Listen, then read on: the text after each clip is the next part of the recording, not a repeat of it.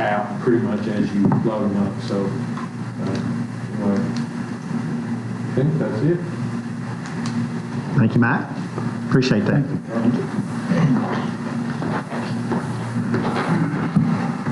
Anything else? What's our law on littering? What kind are they already fine on littering, roadside littering? $500. $500. Yeah. Most of the littering, we don't get a lot of littering cases because a lot of times you got, it's hard to make those up out the window. Yeah. We do charge people with littering now that have messes around their house. We charge them with violating the county orders, and also charge them with just the state law of littering, which is within some of the book. I'd like to give a shout out to the group at Letcher that picked up 7 there last week, and they done a heck of a job. What area they picked up, they sure did. I don't know how many bags of garbage was beside that road, but they done a real job. I wish people would see that they're trying to help clean the county up and stop the litter. Right. But it's pitiful everywhere you go. It is. It is, it's awful. But I our wish county, people had more pride in our community than yeah, that. it's awful what our county looks like on the other side. It is. It is. I've had litter pickup before, people go by, throw stuff out while you pick it up. Yeah. 5 minutes after you're done, it looks like it did before you started. People don't care, do they? They don't care. I wish they'd have more pride in their county. Yeah. And it's not everybody. That's No, not. it's No, not. it's not. Not everybody. It's a few people that makes our whole county look bad. Will the blighted ordinance, would that apply to places that are junked up like that? It does. The roadside trash that you're talking about, Yeah. that's just the state. Yeah. I was wondering about the Yes. places that we need to get cleaned up. Yes, our blighted material ordinance that the committee did the other So we day. need to present that to the committee if we have a spot. Well, no, I'll look at them things and he can cite them sort of like a police officer. Okay. Yeah, but it's in that same ordinance that gives us the right to tear down junk houses, it also gives us the right to charge people bringing the court to clean their own. Good. One more thing, we need another list of cemetery roads and roads to be added to the county road list. And if y'all got any of I've those, given 2 to Jason already. Yeah, I got 2 from Cherry and 1 from Maverick. What we got right is this yours? Do you just need a list with the I'll give names? Jason that other set. I know, you gave me that sheet. Do you want coordinates and all that on it before we hand it to you? there. Yeah. That way Okay. we can go out and find it, and we can map it and do that kind of And thing. I just need that On one the- from Blair. All right, I've got 4 of the done. On the ones that we want the road committee to look at as public roads to homes, what do we need to do that on that? I've got 3 I need to turn Get in on that list to the road committee and we'll If skip. that's how I done it, that same form, pretty simple and easy, we can like look at it. Just address those to Jason and then we'll. The Breezy Road up in Batesville, did you ever hear anything back on that? It's, John Chester says that if it's not in the morning's books, that it's not in your own books. Just have for whatever reason, if it's not, it will be. Always be hard to find. So, Actually, won't bother them with it, not like this. Then maybe, the meeting needs to be called back in. It was a county road at one time. Yes, and it's all roads. Do you get one at the road? How can he disregard it? That was never abandoned. That road was abandoned. This one is up Every now and then. We done them, that book was left, so they done 911 and them road was never abandoned. Never was abandoned. There is One way. That black book, it was never voted on. When they done the 911, they redone that. I know. New road names and changed some of those county roads. Chad, don't you turn the microphone? And it was never voted to abandon the county roads. Need to watch. Now, what was it, Chad? The old book He's back there. that had the trad book, that had the, it was never voted on to abandon them roads in that old trad book.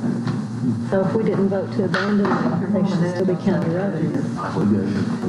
According to CRAD and John Chester, the new list that's there and what's on the KYTC map is what we have to go by as county roads. There is a book. It's probably that thick It's got the road width. of old documents there. Oh, I asked him specifically about that book, and he said not to use that book. so if we go to that website, we use KYTC, that, we can use that?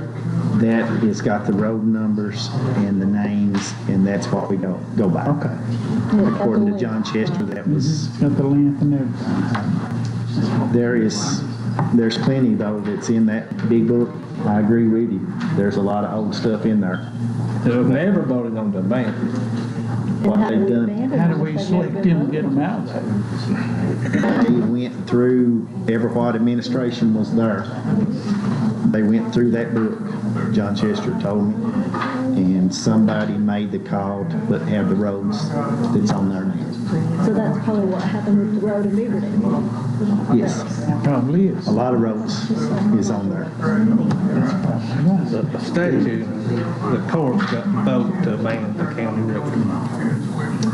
That's never been done. They done as a whole. I don't know how. I'd have to see the minutes of when they done it. Yeah. Yeah. Because they made that new one under what they went through by 911 and done that. Yes. It was at the time that they done that. Yeah. So they've kind of overrode But they what we never- would've done. The county's got deeds for a lot of them roads in that open, if you could find them. Yeah. There's a lot of information in that big book, and I was It even got the width. Really? It even got the width. So they I got was the looking deeds, through that to see some of that stuff, and there. that's wild. There It's is. never been abandoned, still in the book. I don't know how you can't Well, not work a road that's not been abandoned. I'm just going by what they said that What we have to go by. Anything else? Motion to adjourn. make motion to adjourn.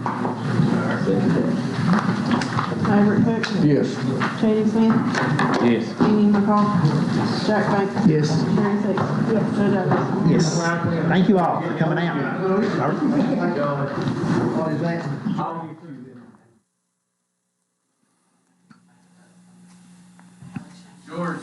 Welcome to the Tuesday Morning Roundtable on WXKQ 103.9 The Bulldog.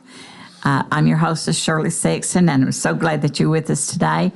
You can also find the Tuesday Morning Roundtable online at 1039thebulldog.com. And if you have channel 98 with Intermountain Cable or channel 57 and TVS Cable, you can find us there. We have several guests today, and they have some important information for you, so please don't change the dial on your radio, and if you're watching us on TV, keep watching because we have some information that everybody needs. Our first guest today is Jamie Hatton. He's a Letcher County attorney, and he's going to tell us about some programs that are available. And, of course, we have Miss Grayson Holbrook with us on March the 17th, St. Patrick's Day, and we hope that you're having a good day today. Good morning, Miss Grayson. Good morning, and welcome to the Tuesday Morning Roundtable. Thank you, Grayson. We're going to begin our program with Jamie, as I said before, and we are practicing social distancing today. I can't say that word, I guess, but and that's why we're having one guest at a time, which is a little different than usual because we usually have all of our guests that we have here around the table at the same time. Jamie and I are going to talk around the table today. Right, Jamie? Shirley, thank you for inviting me up and having me here.